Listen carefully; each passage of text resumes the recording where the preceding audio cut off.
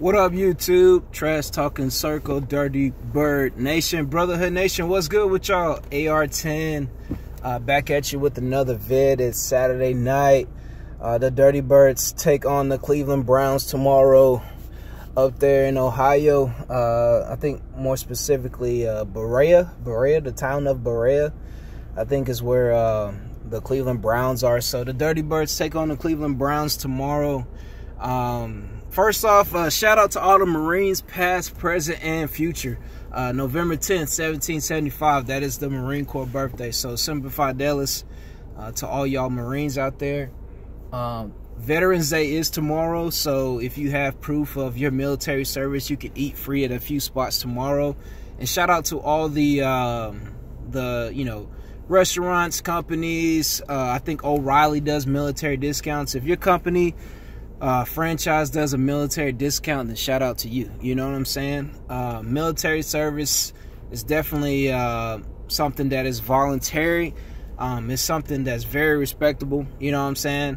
And it's something that a lot of people gloss over. It's something that I hold dear, and I pride myself upon, because not everybody can do it. You know what I'm saying? Some people don't have the physical capacity. Some people don't have the mental capacity. You know what I'm saying? To go into the military. So shout out to all y'all. Was watching the Alabama-Mississippi State game. Alabama, man, y'all don't impress me at all, man. If Mississippi State had any type of offense, they could have easily won that game. Their quarterback really couldn't throw the ball down the field. I mean, he could scramble a little bit, but he couldn't throw the ball. Mississippi State's defense played well. And then if you hit Tua, I mean, he's got a bad knee. If you actually hit that man, then he might not even last the whole game. So, I think Georgia can get the upset, man. December 1st, down at the stadium, man. Bulldogs take on the Crimson Tide, man. I think we can beat them. I really do. I wasn't impressed by them. I'm not scared of them. We have the guards and tackles to handle their D-line up front, and then we have the playmakers on the outside to score on them. If we call plays the right way, if we attack the weak spots of their defense, we can easily beat Alabama, man. I'm not saying it will be, a blowout, but we can go tit for tat with them, get down into the fourth quarter, make some plays, and beat them, man. I'm not impressed with them at all. I mean, they got a good D-line. They got a few playmakers in the secondary, but I'm not impressed. You know what I'm saying? Any team with a balanced offense and with the right play calling can beat Alabama for sure. Moving on into this Falcons game, mistakes are going to be the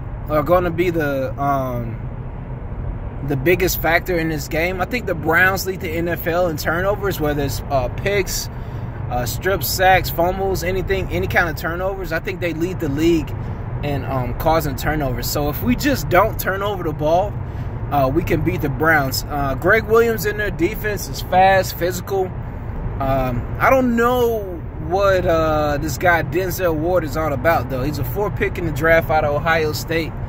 Obviously the freaking Browns believed in him, but I think we can take advantage of him, man. Whether he's matched up on Julio or Ridley, man, we can really take advantage of him, because, this is his first year in the league. So I want us to go right at him. I want us to go right at Myles Garrett, wear these guys down to where 3rd and 4th quarter, there's not that much of a pass rush. The Redskins defense was, vaulted as just, the Bama boys up front, and their D-line is so good, and you can't run the ball on them, and we ran the ball on them. We moved the ball up and down the field on them. So I'm expecting the same. Like I said on my last video, my expectations have raised since that Redskins game. They really have. That's the type of football we can play, and that's the type of football we should play every Sunday. All 11 on the field, giving that type of effort, executing, and making those type of plays. I don't expect nothing less. You know what I'm saying? We have a squad with plenty of talent. We have good coaching.